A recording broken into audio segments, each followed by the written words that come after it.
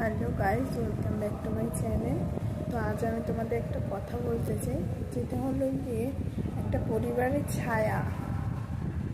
তো সবারই পরিবারে একটা ছায়া থাকে, সে হলো বাবা। কি তাই তো? আমি ঠিক বলছি তো? বাবা মা ছাড়া কিন্তু কোনো সময় একটা পরিবার সম্পূর্ণ হয় না।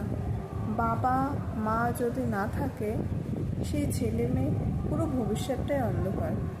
আমি ঠিক বলছি তো? আমি যদি ঠিক বলে থাকি তাহলে কমেন্টে একটা অবশ্যই লাইক দেবে, আর অবশ্যই শেয়ার করবে এই কথাটা, যাতে সব ছেলে মেয়েদের, এখনকার ছেলেমেয়েরা একটু অন্যরকম হয়। মানে মা বাবা শব্দটা তারা বুঝতেই চায় না।